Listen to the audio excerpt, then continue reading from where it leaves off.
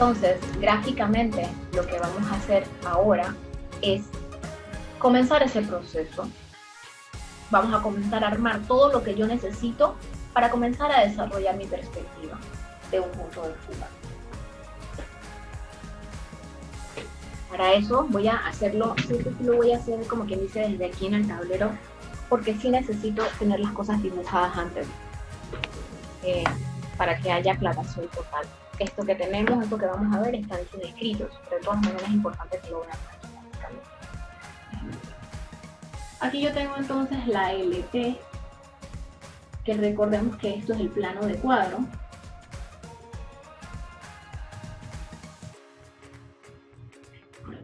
No sé si lo recuerdan. LP, plano de cuadro. Y que sobre, o sea, el LP es ahora para nosotros va a ser el límite de donde nosotros vamos a colocar nuestra planta. Bien, en este caso nuestra planta, creo que en el ejercicio mide 10 por 10 y tiene 3 módulos, es decir, ella mide 10 de ancho por 10 de alto y tiene 3 módulos. Va a ser así. Esto que yo estoy haciendo ahora mismo a esta escala, pero se supone que en el caso suyo sí va a estar a escala. O sea, aquí va a ser como quien dice al ojo, pero ustedes sí lo van a tener a escala cuando lo vean. Tenemos entonces la planta. Esa planta ahora mismo no nos da mucha información que digamos, porque todavía no tenemos un problema para resolver, o hasta ahora todavía no tenemos un problema para resolver. Es solamente una planta reticulada. El ejercicio realmente nos dice a nosotros en planta, pues que, y ahora que le ponemos información en planta, que yo tengo en esa planta un volumen aquí que mide 4 de alto, y luego tengo un volumen aquí que mide 1 de alto. Aquí en resolución de punto de un punto de fuga sí es importante que las plantas estén como quien dice reticuladas al principio, porque el método que uno utiliza para calcular la profundidad requiere como quien dice de una retícula para que el trabajo sea más fácil. Entonces, por eso estos ejercicios ustedes los van a ver normalmente como si fueran unas retículas. Incluso cuando ven esas perspectivas, si se dan cuenta, hay mucho énfasis en el piso, sobre todo en aquellas donde vemos que la cocina, la sala y el piso siempre se ve como que reticulado al piso, y esa imagen como que siempre es la más curiosa de las perspectivas, es porque realmente cuando se hacen esas perspectivas, el piso manda, la modulación del piso manda, la modulación del piso es lo que nos ayuda a calcular la profundidad en algunos casos, y también nos ayuda a calcular altura, dependiendo donde haya intersección con puntos medidores. El piso, entonces, es muy importante que esté en reticulado o que nos aparezca modulado, porque el piso nos ayuda a ubicarnos dentro del espacio. Por ese sentido, la mayoría de estos ejemplos siempre se van a ver como retículas o siempre se van a ver como plantas con cuadrados, porque es la manera más fácil de poder aprenderlo y la manera más fácil de poder resolver. Una vez que nosotros tenemos la planta, vamos a denominar esa planta con nombres de ejes. ¿Esto para qué? Para que una vez que ya yo lo hice aquí y lo vaya a bajar, ustedes puedan fácilmente saber de qué punto o de qué ubicación estamos hablando. Para eso yo voy a agarrar un momentito y voy a borrar el texto que dice plano de cuadro, porque necesito el espacio para ponerle a cada eje un nombre o un número en este caso. Cuando me refiero a ejes me refiero a todas las líneas estas verticales o horizontales, o por lo menos las esquinas que forman parte de la planta, porque es lo que nos va a permitir después ubicarlo. Este eje que está aquí va a ser el eje 1, este va a ser el eje 3, este va a ser el eje 4, este va a ser el eje 2, este que está aquí va a ser el eje 5, este que está aquí va a ser el eje 6. Tengo la mayoría de los ejes verticales, los tengo arriba sobre la LP, y luego vamos a ver pues qué la necesidad de esto. Y en la parte de abajo pues solamente los dos ejes que me controlan a mí la esquina, como quien dice, para saber realmente dónde estoy bajando qué cosa y cómo la estoy bajando. ¿Hasta ahí todo el mundo claro? Sí. Todo el mundo claro.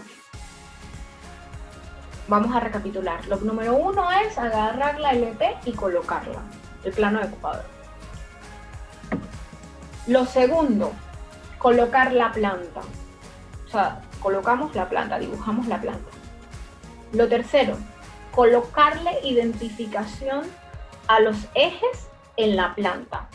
Porque estos ejes, el 1, 3, 4, 2, 5, 6, nos van a poder ayudar después a poder localizar puntos en la misma perspectiva. Acá hasta ahora nada más hemos hecho esas 3 cosas, no ha pasado nada más.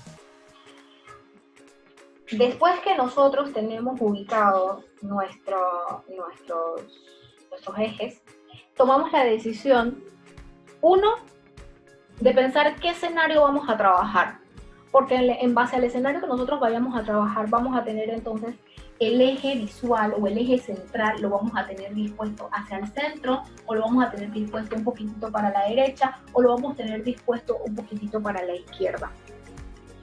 Si nosotros tenemos el eje visual completamente en el centro, recordemos que eso nos va a dar a nosotros un escenario central, es decir, nos va a dar un escenario como este, que está completamente en el centro. Nos va a enfocar directamente la perspectiva en el centro. Quiere decir entonces que yo necesito darle una ubicación a mi eje central. Ya yo estoy definiendo en este caso que yo quiero que mi eje central esté sucediendo completamente en el centro de la perspectiva. No quiero que se me la dé, no, yo lo quiero de centro. Una vez que yo tengo definido si lo quiero de centro o no lo quiero de centro, entonces voy a hacer mi análisis angular, porque mi análisis angular, ya sea horizontal y vertical, lo que me va a definir a mí va a ser el P.V o el punto del espectador, que es lo próximo que nosotros después del eje tenemos que definir. ¿Hasta aquí todo el mundo claro? ¿Todo el mundo claro? Sí, profesor. Vamos a recordar qué era lo que sucedía con el análisis angular. Para ello no quiero borrar lo que está aquí. Me voy a ir un poquitito más para acá, al lado. Voy a mover esto acá al lado para que recordemos qué sucede con el análisis angular en este caso muy particular. El análisis angular requiere que usted, aparte de donde vaya a hacer la perspectiva, ojo, esto lo va a hacer aparte, no lo va a hacer en la misma hoja. Hay que hacer ejercicios aparte, en otras hojas aparte. En otra hoja, usted va a hacer el primer análisis, que es el análisis angular horizontal.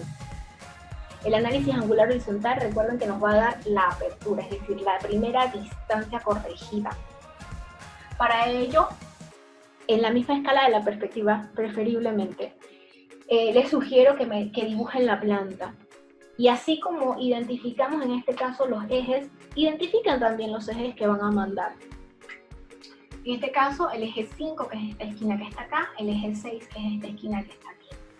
Que es la que nos va a permitir a nosotros, como quien dice, poder saber el ejercicio, qué ejes está utilizando como ejes en referencia. Voy a acercar esto un poquito más acá. Recordemos que el análisis angular horizontal requiere que usted ponga la escuadra. O sea, ponga la escuadra, vamos a decir, usted genera su eje, ya usted sabe que usted va a trabajar aquí, en el centro. Ahora yo necesito que usted coloque la escuadra. Al colocar la escuadra de 45, vamos a decir,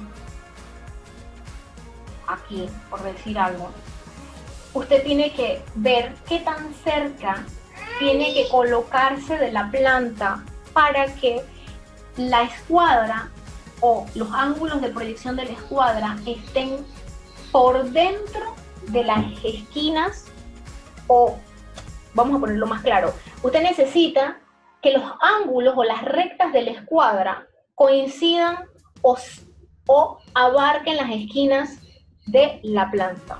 Es decir, si yo pongo aquí mi escuadra de 45, por decir algo, yo la pongo aquí, usted necesita asegurarse de que ella tenga dentro de sus 45 grados de cobertura todo el frente de la planta. ¿Ok? Para eso, en este caso en particular, si nosotros vamos a trabajar con el eje central, esos 45 grados es como agarrarlos y dividirlos en 22.5 hacia cada lado, porque realmente lo que yo quiero hacer es que me quede completamente centrada la planta. Yo nada más necesito que mi planta esté por dentro del ángulo de la escuadra, es lo único que necesito en este caso. Eso me dice a mí entonces la primera distancia que yo tengo como límite para poder trabajar mi análisis horizontal, o sea, mi análisis angular horizontal. Vamos a decir, esta distancia en este caso me dio a mí de pronto 10 metros o 10 centímetros, porque creo que en este caso lo vamos a trabajar todo en centímetros, no lo vamos a trabajar en escala, vamos a trabajarlo en 10 centímetros. O sea, que yo me senté, lo hice y me salió a 10 centímetros. ¿Hasta ahí todo el mundo claro? Sí, profe. ¿Qué pasa después? Porque después de eso ya yo tengo una primera dimensión, los primeros 10 centímetros, pero ahora yo necesito hacer otro análisis. El análisis que voy a hacer ahora es mi análisis angular vertical, que me va a permitir a mí ahora saber en cuanto a altura cómo voy a manejar mi punto del observador. Para eso, igual que en este ejercicio, yo voy a dibujar nuevamente la planta, pero esta vez que yo dibujo la planta, no va a ser como una planta, sino que va a ser ahora como una elevación o como una sección. Y el ejercicio me dice a mí que en esa planta yo tengo un módulo que mide 4 y tengo un módulo que mide 1. Si yo estuviera viendo esto como una elevación o como una sección, teniendo ahí mi punto de vista, lo que yo tendría, ojo que esto lo tengo que hacer en escala, la misma escala que estoy haciendo este ejercicio, vamos a decir que esto me mide, esto se ve así, yo tengo entonces mi planta levantada, mi sección o mi elevación y mi ejercicio de mi análisis angular vertical entonces sucedería aquí. Cuando hago mi ejercicio para el análisis angular vertical, ya yo no voy a trabajar con un ángulo de 45, sino que voy a trabajar con un ángulo de 60. Voy a trabajar con mi cartabón. Yo lo que voy a hacer es que puedo colocar mi cartabón tanto aquí abajo como lo puedo colocar aquí en el centro. ¿Qué depende si va a ser aquí en el centro o si va a ser abajo? El tipo de vista que voy a utilizar. Si mi vista va a ser una vista normal, obviamente utilizaré entonces la medida que me arroja a la altura normal aproximada. Si va a ser una vista de gusano, va a ser entonces abajo. Si va a ser una vista aérea, de pronto va a ser algo que va a cubrir desde la parte de arriba. O sea, depende mucho de la vista que yo quiero realizar, donde yo voy a hacer ese análisis angular. Yo necesito entonces que con mi escuadra de 60 yo trate de ubicar esos 60 grados de tal manera que yo pueda ver todo el volumen. Y aquí, ¿qué necesito? Que estas líneas o estas proyecciones no me queden sobre el volumen, sino que me dé suficiente espacio como para que yo pueda tener en visibilidad en esos 60 grados todo el conjunto o toda la elevación, ¿no? ¿Qué yo hago? A medida que yo voy corriendo, mi escuadra hacia atrás obviamente me va permitiendo que me entre más sección o que me entre más zona a la visibilidad o a la zona de visibilidad en la que quiero trabajar.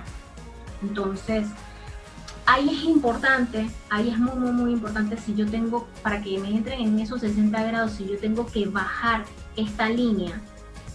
¿Por qué? Porque el subir o bajar esta línea significa que la línea de horizonte se está subiendo o se está bajando. Si aquí yo tengo un cambio muy brusco, es decir, si yo necesito que esta línea no esté sucediendo aquí, sino que esté sucediendo acá, eso automáticamente me influye a mí en la línea de horizonte, porque obviamente el espectador se me está moviendo de posición bárbaramente.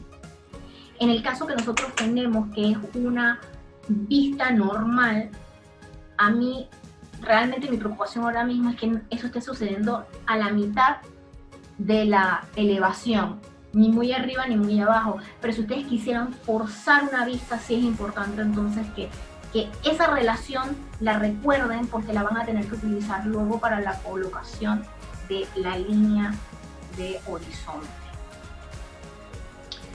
Ahora mismo vamos a decir, yo hice mi cálculo, mi análisis angular a 60 grados, lo hice también en la misma escala y vamos a decir que este ejercicio que está aquí me arrojó que la distancia óptima que yo necesito para poder entender bien esto es algo así como 12 centímetros.